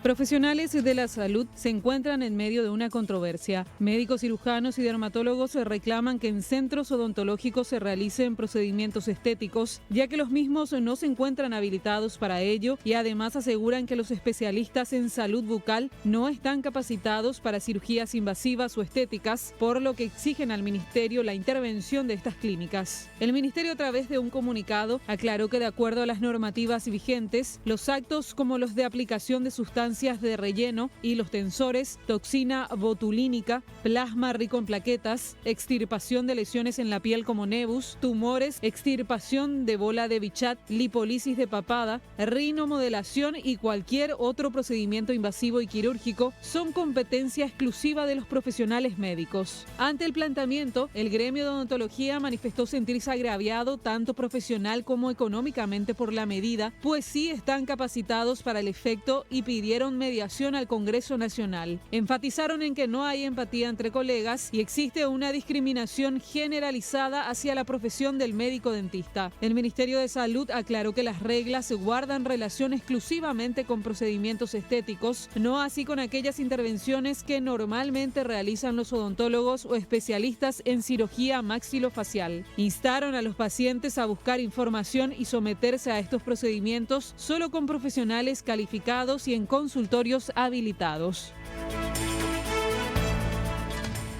La pregunta que tenemos para ustedes en la cuenta de Twitter y también en Facebook dice lo siguiente: ¿estás de acuerdo en que solo profesionales médicos se realicen procedimientos estéticos? ¿Sí o no? Y los comentarios a través del hashtag #COCPI. Bueno, Claudia, muchas gracias. Están con nosotros Enrique Asta, presidente de la Sociedad Paraguaya de Cirugía Plástica. ¿Qué tal, doctor? ¿Cómo le va? Buenas noches, Claudia. Buenas noches, Jorge. Muchas gracias por la invitación. Este es el pedido que ustedes ya hace tiempo, me acuerdo que tuvimos en varios programas, un reclamo que se hacía a las autoridades de salud para el control. ¿Esto es lo que ustedes querían? Básicamente, en realidad, la palabra disputa a mí me choca un poquitito, porque en realidad no hay una disputa. He visto también en otro medio de prensa en donde decían guerra entre cirujanos y odontólogos. Para nosotros no existe ni una guerra, nadie desató ningún tipo de guerra. En algún momento dado hablamos con la gente del ministerio, ¿verdad?, para ver la reglamentación de las especialidades. Entonces, es atribución del Ministerio de Salud Pública y Bienestar Social regular el ejercicio de las profesiones. Entonces, en ese caso, fueron ellos los que emitieron un comunicado, no precisamente a pedido de la Sociedad Paraguaya de Cirugía Plástica ni la de Dermatología. Entonces, aclaro, acá no existe una guerra. Lo que queremos más que nada es realizar, determinar el alcance y los límites de cada profesión. O sea, el odontólogo no es médico y el médico no es odontólogo. Entonces, desde el momento que cada uno de ellos tienen sus límites, es donde realmente el ministerio dictamina el ejercicio de la profesión. Rubén Viveros, presidente de Sociedad de Estética Orofacial. ¿Cómo estás, doctor? ¿Cómo están? Muy Bien. buenas noches. ¿Ustedes están en guerra o no? Acá el doctor te dice que no. Ustedes parecen No, estar, yo te escuché el otro día en la radio, estabas muy... Nosotros estamos abogando y creo que si buscan información o si buscan otros medios en los que estuvimos, estamos abogando por lo mismo, ¿verdad? Yo hoy estaba diciendo en Radio 1 que para nada es una guerra y llamaba incluso al respeto entre colegas. Por supuesto que hay cosas en las que disentimos, ¿verdad? Estamos de acuerdo en que hay regulaciones que se deben de hacer. Estamos de acuerdo en que se deben determinar algunos territorios más allá de que sí hay territorios compartidos. Eso pasa incluso entre médico y médico, ¿verdad? Y también tenemos un problema que escuché hace rato que estaban diciendo sobre discriminación y demás, ¿verdad? Realmente hay un problema médico o ontológico de fondo en esto. Y entiendo la postura del doctor hasta cuando dice, no son médicos, nosotros tampoco somos odontólogos. Bueno, es cierto, estamos divididos por carreras, pero es, como siempre digo, solo googlear ya hoy y saber que la odontología es parte de la medicina clínica. Es googlear, así de simple. No es algo que nosotros decimos, no es algo que yo digo de forma personal, es algo que está definido por varios estamentos y por varios lugares. Entonces, a mí me parece que esto va entre colegas, ¿verdad? Y tenemos que abogar un poquito con el ministerio también, que es cierto, es el encargado de arreglar las cosas, no así de prohibir cuando en especial hay instancias académicas que ya aprobaron esto. Entonces estamos buscando hoy a través del Senado, como dijeron, la posibilidad de arreglar esto, de generar una mesa de diálogo, donde seguramente vamos a estar con el doctor Asta, con la doctora Mirta, y vamos a estar trabajando y determinando un poco qué podemos hacer y qué no podemos hacer. Pero como gremio tampoco ya no vamos a permitir que estén diciendo cosas como, no, ustedes solo pueden tocar los dientes, no, ustedes no saben manejar el sistema estomatognático, que es justamente nuestra área de actuación, y que eso está tipificado en grado. Aclaremos para la audiencia que el sistema estomatognático es un sistema que compone no solamente dientes, compone los dos huesos maxilares que se encuentran acá, componen los músculos, piel incluida. Nosotros no decimos tampoco, y eso de repente ya la doctora Mirta tiene a consideración, que nosotros tengamos que tratar patologías epiteliales. Eso es una mentira absoluta también. Estamos reivindicando un poco el tratamiento funcional, estético funcional, porque vamos a ser sinceros, en esta área la estética y la función vienen juntas. Entonces estamos reivindicando el tratamiento estético funcional del área estomatognática. A ver, doctora Mirta Rodríguez, presidenta de la Sociedad Paraguaya de Dermatología. Buenas noches, muchas gracias por la invitación. Muy contenta de estar aquí, de aclarar por sobre todas las cosas. Claro. Primero quiero aclarar ciertos detalles que tal vez parezcan pequeños. Cuando la gente dice, ¿qué diferencia hay entre una dermatóloga y una cosmetóloga? Así te preguntan. O quién trata el cabello, o quién trata la uña. Bueno, ¿quién es el dermatólogo? El dermatólogo es el médico especialista que conoce la piel, la anatomía, la histología, la funcionalidad, diagnostica los problemas dermatológicos y los trata. Y no solamente la piel, sino la semimucosa, la mucosa, cabellos, uñas, pelos. Nuestra especialidad es dermatología y venerología. Venerología, enfermedades de transmisión sexual, que también se manifiestan en la parte mucosa. Y tampoco no olvidemos la leprología, que es la ciencia que estudia la lepra, una afección que todavía no está desterrada y es frecuente todavía en nuestro país, es muy importante. ¿Quién es el dermatólogo? ¿Cómo uno se forma en la dermatología? Yo soy profesora titular de la Cátedra de Dermatología de la Facultad de Ciencias Médicas de la Universidad Nacional de Asunción. Son 6 años de medicina, 1 año de internado rotatorio, 3 años de especialidad en clínica médica o pediatría y 3 años en dermatología con la tesina. Nosotros tenemos el curso de especialista porque las universidades acreditan los programas de especialistas. Tenemos nosotros los del Hospital de Clínicas, los del Hospital Nacional de Itagua y los de IPS. Son 13 años de estudio más la tesina. O sea, nosotros nos dominamos la patología dermatológica, piel, semimucosa, mucosa, cabello y uña. Y eso es lo que yo quiero que la gente entienda, que es tan importante el dominio, porque es tan importante diagnosticar una afección para llegar a un tratamiento. Y hay muchas afecciones que se manifiestan en la boca. Hay muchísimos pequeños lunares o nevus que después de un tiempo aparecen por los pólipos en un carcinoma de colon. Hay gente que muchas veces sin saber elimina los lunares y en un tiempo aparecen los metástasis y los melanomas. Nosotros ahora estamos haciendo a través de la sociedad nuestra campaña nacional de la lucha de prevención con el cáncer de piel. Viajamos a Villarrica, a Ciudad del Este. Cada vez estamos creciendo los dermatólogos en forma geométrica. Es una sociedad que va creciendo, vamos acompañando y nosotros somos una sociedad abierta al diálogo y abierta a poder colaborar con los organismos que estén acreditados, que puedan regular todo lo que sea ciencia. A ver, doctor Osvaldo Vera, cirujano maxilofacial y también miembro de la Sociedad Paraguaya de Cirugía. Acá ya, mi letra no entiendo. Bucomaxilofacial. Ahí está. ¿Qué tal, doctor? Muy bien, muy buenas noches para todos los Para presentes. entender un poco, ¿qué Sí. es lo que ustedes, según este comunicado del Ministerio de Salud, ya no pueden hacer? Según ese comunicado, nosotros realmente hoy en día no podemos tomarlo siquiera en serio porque ya se hicieron un montón de revisiones otra vez al respecto.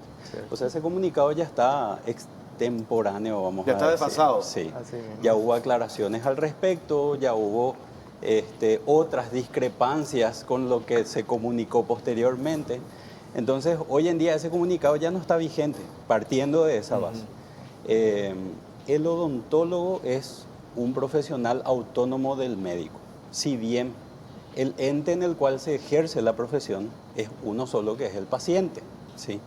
Yo creo que acá nos estamos olvidando un poquitito también de que es el paciente quien tiene que salir beneficiado, ¿verdad? Porque realmente esta disputa no se da. Ya que la doctora se tomó el tiempo de explicar cómo se forma un dermatólogo, yo les voy a comentar cómo se forma un cirujano maxilofacial en Latinoamérica. Yo soy odontólogo, estudié 5 años una carrera que está también acreditada por las universidades y por el CONES y por la Alcusur y todo lo demás. Hice 4 años de especialización en una residencia médica en México, ¿sí? Donde casualmente la única especialidad odontológica que está reconocida por el Consejo Nacional de Especialidades Médicas es la cirugía maxilofacial. O sea, nosotros también formamos parte del sistema de salud, ¿sí? Y hoy en Latinoamérica el odontólogo es el especialista en cirugía maxilofacial, ¿sí? Independientemente de otro tipo de preparaciones, independientemente que yo sé que hay cirujanos plásticos que podrán tener una formación en esto, Latinoamérica permite o acepta que el cirujano maxilofacial sea odontólogo. Es una especialidad odontológica, donde el cirujano maxilofacial puede tratar patologías de boca, puede tratar patologías, malformaciones faciales, puede tratar tumores, ¿sí? Y habla con fines funcionales y estéticos dentro de la definición de la Asociación Latinoamericana de Cirugía Bucomaxilofacial. Pero ¿qué pasa?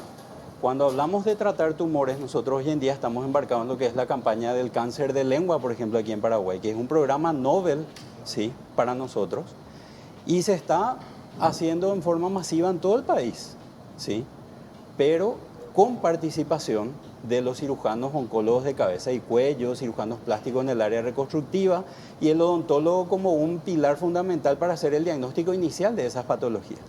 O sea, hoy en día yo puedo certificar de que se está buscando la forma de que el odontólogo tome en serio todo eso que la doctora acaba de mencionar, de que se acuerde de que tenemos que enfocarnos a todo el área, a toda el área estomatognática, como bien mencionó el compañero, ¿sí? Tengo que hacer una pausa a la vuelta, vamos a seguir hablando. Pero digo más, qué delgada línea ahí cuando él con su profesión traspasa acá, el de ustedes acá.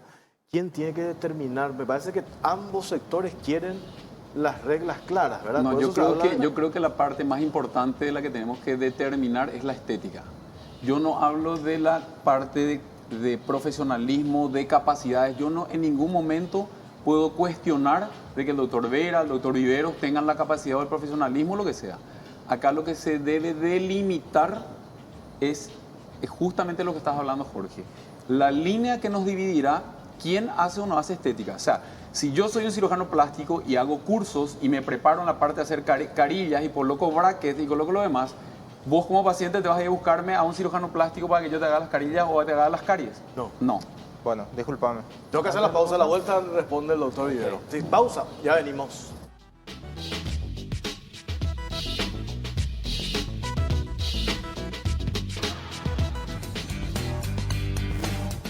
Bueno, seguimos en Cara o Cruz. Esto que escuché acá es la primera vez que escucho.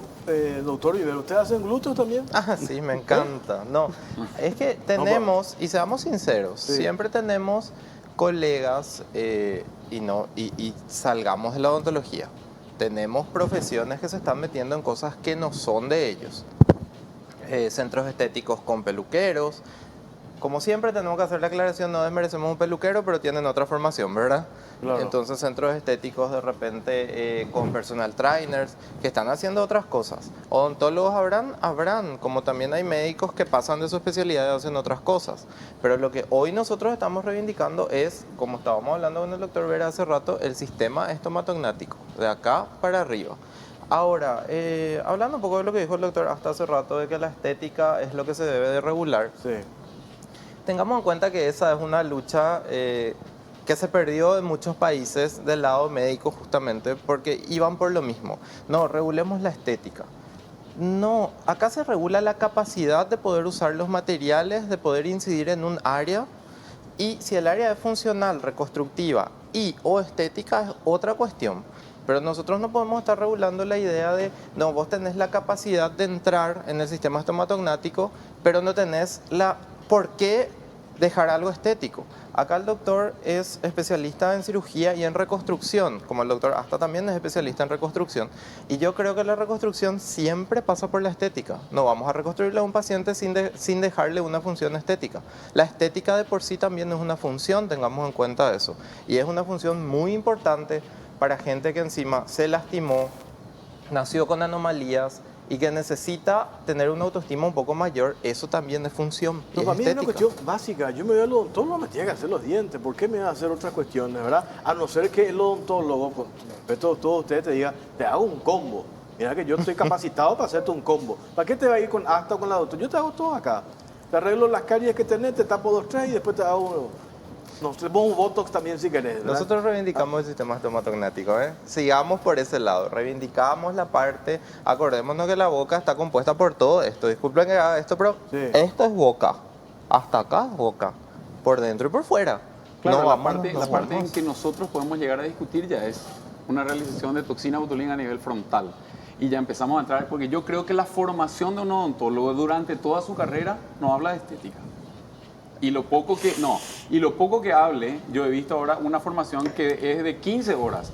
Nosotros estuvimos estudiando, como dijo la doctora, mis 3 años de cirugía general, mis 3 años de A cirugía, ver. y en algunos casos ya son 5 en algunos países. A ver, doctor. Lo que pasa es que yo no quiero hablar de cada país. Vuelvo a repetir, nosotros no estamos subvalorando la capacidad de los odontólogos. No estoy subvalorando. A ver, doctor. Estoy queriendo hacer de que el acto médico es un acto desarrollado por médicos. Es más, yo les voy a leer algo que probablemente muchísima gente no sabe, que Paraguay tiene una ley, no estamos hablando de decreto, que es la ley 3441 para De sangre. ¿cómo se llama? La parte de medicina transfusional. Hay muchísimos centros de odontología, estética o que se quieran llamar, en donde se utilizan un derivado de la sangre. Y esa ley tiene un artículo, que es el artículo 24, que establece que los médicos legalmente acreditados son los únicos profesionales que pueden prescribir el uso y el manejo con fines terapéuticos de la sangre, es decir, sus componentes y sus derivados. Dentro de los derivados está el plasma rico en plaqueta, que está promocionado a full. Y les explico lo que dice esa ley, que la ausencia de un responsable médico especialista en medicina transfusional durante su preparación, aunque se trate de otros profesionales de salud o auxiliares de medicina, constituye un delito, tipificado como ejercicio ilegal de la medicina. A ver, ¿qué decía esto, doctor Vera? Yo creo que hoy en día, fuera de lo que es el área estética externa, facial, los componentes de la sangre se utilizan muchísimo en el área estética bucodental también. ¿Sí? Porque yo hoy puedo utilizar esto. Ahora, es cierto lo que dice el doctor, que yo tenga la delicadeza o la responsabilidad de llamarle a un hematólogo para que me ayude en ese procedimiento, fantástico. Pero que yo lo pueda usar o no, yo estoy seguro. La ley no cuestiona el uso. Ok, pero Okay, dice no, que la acá lo que yo les quiero comentar nomás es que... Pero yo prescribo como odontólogo que mi paciente necesita de una ayuda de terapia de sangre de un plasma rico en fibrina. Del plasma rico en plaquetas, de cualquier hemoderivado. O se necesita una malla de plasma para una cirugía de cirugía debe ser realizada por... No es que yo digo ni dice el Ministerio de Salud, es una ley. O sea, manipular el tejido sanguíneo. Manipular el tejido. Plasma rico en plaquetas, plasma rico en fibrina o gel de plaquetas, lo que se llame, está penado por la ley, porque es una ley. ¿Y qué pasa con los enfermeros que manipulan todo el día y que son los que hacen el trabajo de campo? Esa es la parte diferente. Siempre debe de haber una persona, un profesional médico transfusionista que esté al mando responsable de eso. Desviando el tema, porque el plasma es una cosa de todo lo que hay, ¿verdad? Vayamos a ciertas cosas. El doctor hasta dice, por ejemplo, que tenemos 15 horas. ¿De qué dijo, doctor? Porque a mí me parece que yo como profesional odontólogo, yo como formado 6 años en una de las mejores universidades de odontología del país, tengo toda la capacidad hoy de decirle que nosotros tenemos 3 años del área bucomaxilofacial, no 15 horas. No de estética, yo no te estoy hablando de bucomaxilofacial, Vivero, estoy hablando de la parte estética. Y entonces, cuando salimos del lado de la boca, yo entiendo la parte de estomatología. Es más, tanto vos como yo podríamos hacer la famosa bichectomía, cirugía que está ahora en boga en todas las redes sociales, bichectomía. Indicación de la bichectomía. ¿Por qué no explicas? ¿Qué es la bichectomía? Es la extirpación de unas bolsas grasas que tienen su indicación. El problema es la masividad. O sea, yo les prometo, no estoy hablando ni cuestionándole a cada uno de ellos. Lastimosamente están ellos dos acá, ¿verdad? Pero es impresionante en forma masiva la indicación de la bichectomía.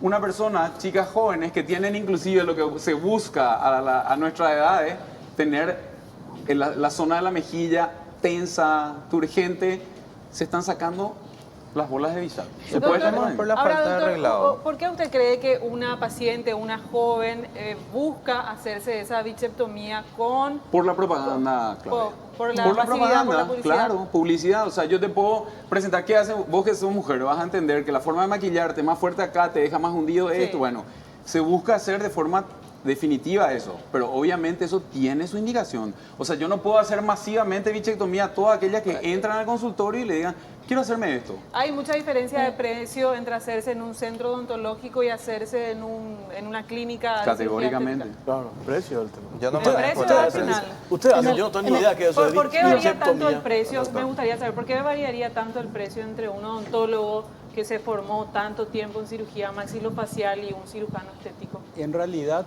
yo creo que la diferencia de precio se da porque porque hay un libre mercado. Así de fácil. No existe una regulación ni de la parte odontológica ni de la parte médica en cuanto al costo de los procedimientos. Recordemos que el cobrar por hacer un procedimiento es un salario de honor, por eso se llama honorarios, ¿verdad? Entonces, quien decide cuánto vale su honor es el profesional que lo hace. Ahora, que yo lo haga con una finalidad masiva, como dice el doctor, por el simple hecho de ganar dinero, y bueno, es tal vez no digo yo que yo lo hago, si yo lo hiciera con esa finalidad, entonces hoy por hoy no existe una regulación en cuanto a los costos de los procedimientos. Yo estoy de acuerdo con el tema libre de mercado, ¿verdad? Pero tuvimos el caso, por ejemplo, de un cirujano plástico en Fernando Lamora, que siempre pongo como ejemplo. Hizo la cirugía, termina muriendo paciente, ¿verdad? Entonces yo le llamo hasta presidente de la sociedad y le digo, no, pues él no forma parte de la sociedad. Pues. Ahí está. Y claro, entonces yo digo, pues, alguien tiene que regular esto, porque está en juego la vida. Pero una de las cosa personas. es regular el ejercicio de la profesión y otra cosa es regular el precio, son cosas totalmente diferentes. Y otra cosa es prohibir ciertas cosas. Sí. La regulación del ejercicio de la profesión no cae ni en manos ni del médico ni del odontólogo, cae en manos de un ente superior que es el Ministerio de Salud. Y ahora, si a mí me llamas y me decís, decís, si a mí me llamas y me decís un odontólogo, ¿sabes qué? Vino un odontólogo, o sea, o me vino un paciente que dice que un odontólogo le hizo una infiltración de ácido en esta zona y tuvo un problema. Y yo te diría también quién, y te voy a decir, no, no es parte de mi sociedad. Pero eso, ¿qué responsabilidad hace de los que de verdad estamos haciendo bien las cosas y qué responsabilidad personal genera? Eso es lo que se tiene que entender. Nosotros acá no podemos estar persiguiéndoles a todos porque hay gente que hace mal las cosas, cuando hay gente que sí hace bien las cosas, cuando tenemos gente formada. Claro, en todos lados. de hecho, yo como médico, si yo no estuviera en este momento dentro de la parte de cirugía plástica estética, la ética y la moral como médico es la que me tiene que empujar a cuidar la población. O sea, yo no puedo decir, Viveros acaba de hacerle una iatrogenia a alguien y quedó con una parálisis y yo voy a decir, no, él no está, que se vea con Viveros. No. O sea, de hecho yo tengo que hacer una prevención y desde ahí comienzan las regulaciones. Es por eso que nosotros estamos de acuerdo y estoy 100% de acuerdo con el Ministerio de Salud que comiencen las regulaciones y que se determinen los límites. Nosotros es lo que también, yo busco. 100%. Pero al final, por ejemplo, doctora Mirta, sí. una cuestión puntual. Yo, por ejemplo, tengo rosácea, Sí. ¿verdad? Yo tengo rosácea, el otro día me hizo una maquilladora. Yo Bueno. sé quién te va a solucionar, que es cosmetóloga. Y yo tengo el preparado magistral que te va a solucionar. Bueno. Y yo a veces desesperado porque me molesta la rosácea, si no uso maquillaje me salta así. Y me puedo ir ahí, ¿verdad? Pero es ya mi riesgo, ¿verdad? Bueno, vos sabías que vos podés tener otras afecciones relacionadas con la rosácea. ¿Y eso quién te trata? La dermatóloga. Sí. ¿Cómo los procedimientos que hacen y se complican? La mesoterapia, que hay muchos no profesionales o profesionales que aplican, que no están capacitados y que no saben de las complicaciones y no saben tratar las complicaciones. La piel es como un plástico que nos recubre. Cuando hay una agujita que te pincha, ya es un procedimiento invasivo. Llámese mínima, es invasivo. Es invasivo. Entonces te puede penetrar un hongo, una bacteria, una micobacteria. ¿Y quién trata después ese problema? ¿Quiénes son los que estamos capacitados para tratar ese problema? ¿A quién nos mandan las complicaciones? ¿A ustedes? Claro. Claro, porque el profesional médico tiene esa capacidad, esa habilidad de poder resolver tu problema. Como dice la doctora, de repente ella realizó un peeling, produjo una quemadura, ella está capacitada 100% en solucionar la complicación que pudo haber tenido. Lo mismo pasa con nosotros. Entonces, lo que realmente nos llamó a apoyar 100% al Ministerio de Salud fue esto. O sea, regular no significa, y vuelvo a repetirle a los dos, meterles a todo dentro de una bolsa, pero del momento que sea el viceversa, hay varios médicos que están saliendo del área donde le corresponde y están creando un problema de salud poblacional, entonces en ese caso también probablemente van a decir los médicos y me van a envolver a mí y yo puedo estar 100% capacitado y puedo ser un profesional que realmente se formó, estudió y sigue estudiando, porque para nosotros no termina, nunca termina la formación es constante, Claro. ¿verdad? Y tener esa habilidad, esa capacidad de poder resolver el problema y la complicación que pudiste haber tenido, eso es lo que te diferencia. Bueno, Y ese es el problema. tenemos que ir Y- cerrando. Ojalá que esto se tenga, se reglamente. Ese es ¿verdad? el médico. Bueno, pero ese es El el médico es el problema. que conoce Pueden los trabajar organismos. juntos. Ese es el Sí, problema, eso, que el comunicado nos eso. bloquea a todos, tengamos o no especialidades de afuera, especialidades de adentro, que sepamos o no resolver problemas. Este comunicado es bloqueante para todos. Seamos claros, este comunicado bloquea gente que tiene especialidades de 3 años. Bloquea gente... te voy a decir una cosa, el problema es que en la odontología no está reglada la estética. Legalmente es que no está Vivero arreglada la puede estética. hablar de todo lo que quiera, pero no está arreglada. es más, les voy a decir algo importante de lo que ya Tiene- hablamos eso- alguna vez, eso- Jorge, eso- en tu programa anterior. Eso. Y habrán visto, Claudia, Instagram lo que ya, lipopapada. Yo les pregunto, ¿qué producto utilizan los odontólogos para hacer la lipopapada? Enzimática, perdón, me faltó la palabra clave. Enzimática, se pueden usar mezclas, se usa hoy Quivela, desoxicolato sódico, se puede usar... O sea, nombre comercial Esquivela, Sí, de desoxicolato el producto es ácido deoxicólico. Pues yo con Desoxicolato el ácido sódico se pero cambió. yo no, odontólogo, yo no voy a hacer una papada, doctor. Sí. ¿Piso de boca? Acá. Pero no, Odontólogo, ahí está. Entonces, ese límite es el que tenemos que realmente volver. Ahora, ¿qué es lo más grave O sea, de todo? sí me puedo hacer si ellos me ofertan lo que decís. Eso va a depender de vos, Jorge. Claro. Vas a terminar eligiendo. Ahora, lo que quiero, por último, antes de terminar esto, es delimitar el uso de los productos que se están haciendo acá en Paraguay. Hablamos aquella vez. ¿Quién controla eso? ¿Quién controla eso? Esto, parte del Ministerio de Salud. No voy a hablar de ese tema. Lo que sí quiero hacer recalque es que si yo estoy usando un nombre comercial Quivela, estoy usando un producto de contrabando. Sí, no pero existe acá regulación, no se está o sea, usando no está Quivela. registrado en el Paraguay. Cosa que yo puedo sí avalar en un... Eso es gravísimo. Sí, bueno, pero acá no eso se ya está es otro usando tema, Quivela. porque en algún momento podemos hablar. Acá Pero no se usa Quivela, acá se usa el cicolato sódico de Guayaquil, Pero que igual, está igual regulado hay en que el controlar país. igual eso. no están inscritos muchos de los productos acá Y en pueden nuestro ver con país. Guayaquil eso. Yo simplemente, Cortito, pues tenemos que decir. yo simplemente quiero Y cerramos agregar la lo nota. siguiente y creo que en esto estamos todos de acuerdo. Hay que dejar de desmeritarle ya las profesiones hoy en día, ¿sí? Porque la profesión médica, la profesión odontológica y todas las profesiones hoy en día están en tela de juicio porque es muy fácil entrar a las redes sociales y encontrar quién hizo qué macana y cuántos errores tuvieron y el médico está expuesto a más riesgo, es cierto, Sí, fantástico, mucho más. ¿verdad? Nosotros no cuestionamos eso. Pero así también nos gustaría que lo veamos por el otro lado. Tenemos que juntarnos para hacer ciertas cosas. Yo trabajo con médicos, yo trabajo con anestesiólogos, con cirujanos Lo mismo. plásticos en equipo y no entiendo por qué no podemos llegar a un consenso. Es tan fácil sentarnos y hacer que el bien sea para el paciente, dejar de verle el aspecto económico, dejar de decir me perjudica económicamente, dejar de pensar en cuánto voy a perder. Vamos a pensar en el Está bien. paciente. Cortito, doctora. No, bueno, nosotros como sociedad científica siempre estamos abiertos a colaborar con los organismos encargados de los programas y de la regulación y de la formación. Estamos abiertos. Perfecto. Gracias, doctora. Muchas gracias, doctora. Gracias. A la vuelta a la pausa, tema educación. Sí, ya tema venimos. educación. Ya venimos.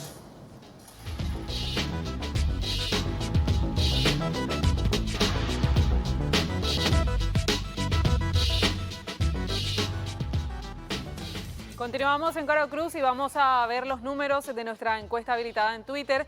¿Estás de acuerdo en que solo profesionales médicos se realicen procedimientos estéticos?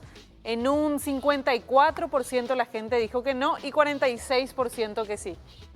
Facebook, 73% sí y 27% que no. Porque es más barato, pues.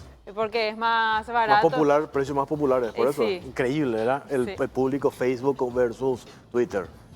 Sí, bueno, así que la gente tiene su postura también, pero en las redes sociales están las promociones de Rino Modelación si te interesa. Pero bueno, continuamos. Vamos a hablar ya del tema de educación. Es que desde la organización Juntos por la Educación, por ejemplo, reclaman que si es que hablamos de un aumento del presupuesto de educación, sea solamente para salarios docentes, considerando que hay otras realidades que atender. Y por otra parte, los docentes, si bien logran este aumento de 16%, hoy no están conformes porque piden que ese aumento se dé en el primer trimestre del 2020. Anuncian una movilización, pero acá queremos debatir realmente cuáles son las aristas que se deben atender de forma inmediata para lograr la transformación educativa y para que finalmente este gobierno cumpla con esta causa que se había anunciado en el primer discurso de Mario Abdo Benítez, la educación como causa nacional. Estaban con nosotros Oscar Charotti, él es director ejecutivo de Juntos por la Educación, que hacía este análisis con respecto a que si hoy hablamos de un aumento del presupuesto de educación, sea solamente para atender una necesidad salarial por parte de los profesores. ¿Qué tal, Claudia? ¿Qué tal, Jorge? ¿Qué tal, Miguel? ¿Cómo le va? Un placer, un gusto. Bueno, nosotros este año hemos lanzado justamente un documento de análisis de financiamiento público de la educación en estos últimos años que nos ofrece una mirada retrospectiva de en qué hemos invertido en educación a lo largo de estos últimos años. Y también hacemos un aporte bastante particular, que tenemos una mirada prospectiva, digamos un ensayo, una simulación de costos realmente de cuánto cuestan estas políticas educativas en función a garantizar el derecho a la educación.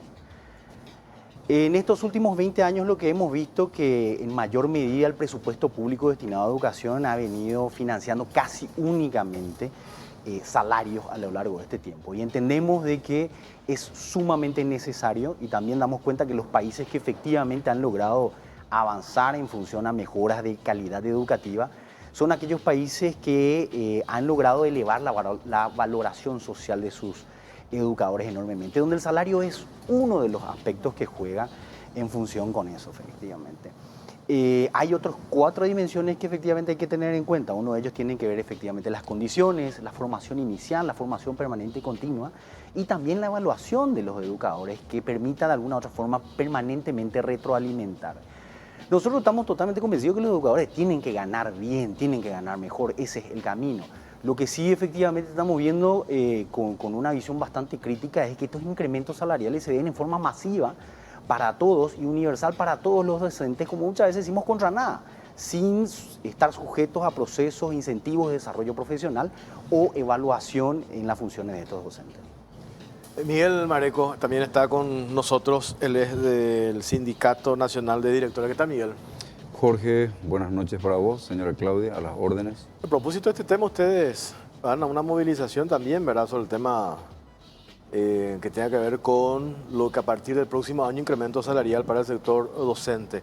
Pero esto que dice Oscar no deja de tener razón, que es, nosotros aumentamos nomás, pero ¿cómo controlamos de que efectivamente del otro lado ese docente que recibe ese aumento esté haciendo bien su trabajo?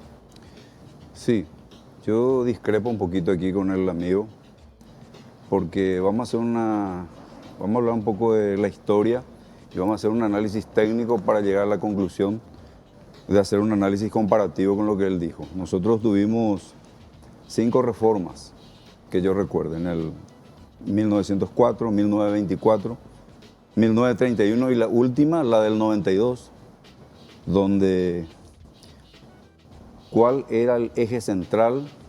Teníamos 60% y un poquito más de niños y jóvenes fuera del sistema y queríamos una reinserción. Reinserción. No se habló de calidad educativa. Yo creo que nosotros, cuando hablamos de calidad educativa, tenemos que hablar de crecimiento del PIB y mejorar la inversión. Uno de los componentes para lograr la transformación educativa que pretende el presidente de la República, que pretendemos todos, es el presupuesto general de gastos de la Nación en términos de servicios personales, que es aumento salarial del 16%, que fue un acuerdo hace varios años, y este es el segundo año que estamos percibiendo, porque un componente importante para que el docente dé mucho de sí es de que gane bien. Entonces, yo no estoy de acuerdo con decir de que nosotros no debamos ganar lo que dice la ley 1725, Estatuto del Educador, que dice que para iniciar la carrera docente, un docente tiene que ganar un salario básico profesional al cual no llegamos aún, y que es un componente fundamental. Por eso discrepo un poquitito en términos de inversión. Y lo más triste es, incluso lo hemos analizado el otro día en el Frente Nacional en defensa de la educación pública que hemos construido con rectores de universidades públicas, vicerrectores, decanos, docentes universitarios. Hemos construido, yo creo que el cimiento y la base de esta transformación educativa que va a ir seguramente en paralelo, pero en progresión geométrica mucho más rápido a lo que pretende este gobierno. Porque si nosotros analizamos lo que pretende este gobierno, ellos hablan de convenio, pacto, hoja de ruta, en 5 años. Nosotros ya sabemos. ¿Qué más hoy vas a dialogar con los actores civiles? Yo lo que le preguntaría es al doctor Chiarotti, ¿cuál es el papel hoy de Juntos por la Educación dentro de este proceso de transformación educativa? A ver, que te responda. A ver. Porque el documento que tiene ahí él, que me parece brillante, doctor, fue un buen indicador. Pero hoy, ¿dónde están ustedes con la transformación educativa? ¿Qué papel están desempeñando? Esa es la pregunta que quiero hacer. Oscar.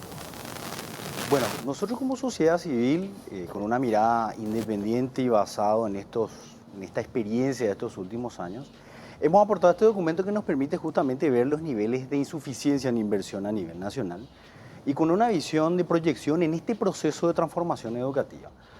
Pero no quiero dejar efectivamente de dar cuenta de esto que decía Miguel y responderle sucesivamente en qué estamos nosotros. Nosotros como sociedad civil estamos acompañando un proceso liderado por parte del Ministerio de Educación.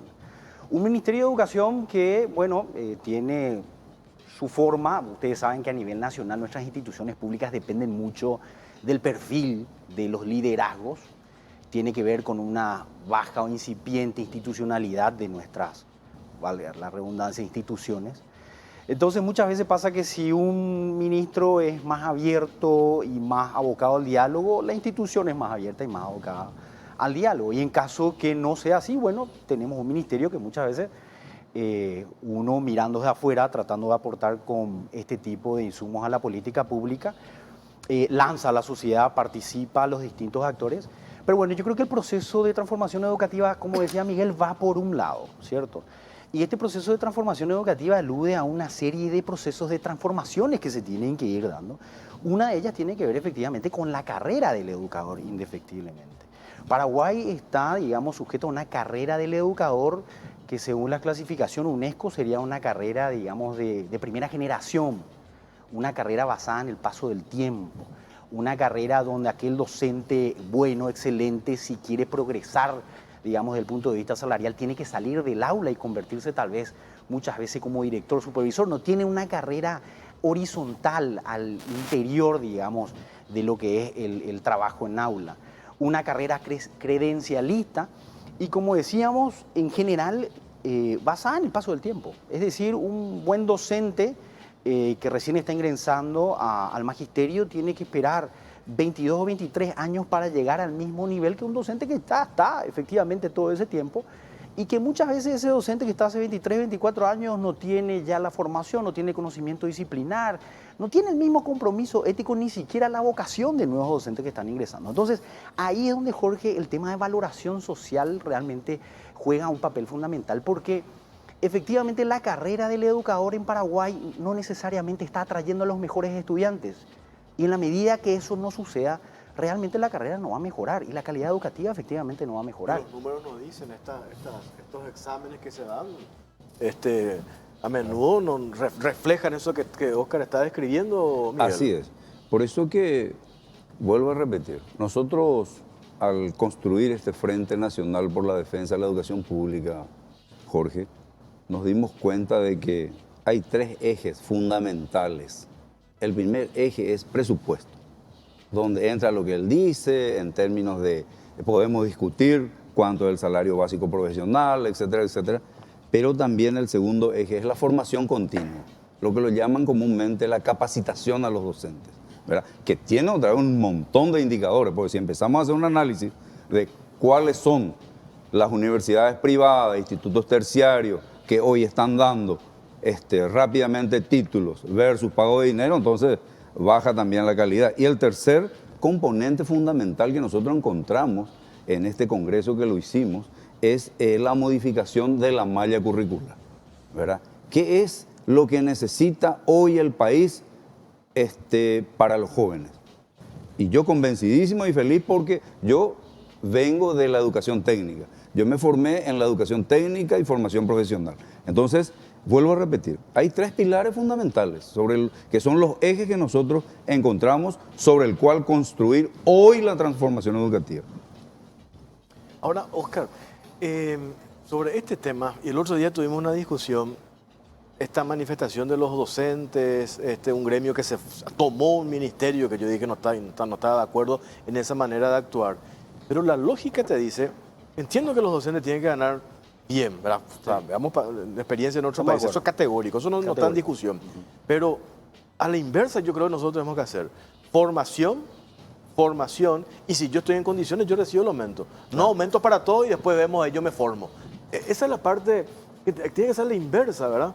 Me da la sensación, porque si no, ¿cuál es el mérito del que efectivamente se formó e hizo un esfuerzo por superarse y el otro que no hizo ningún esfuerzo, que no sabemos luego cómo entró al Ministerio de Educación, va a recibir exactamente el mismo aumento que el otro?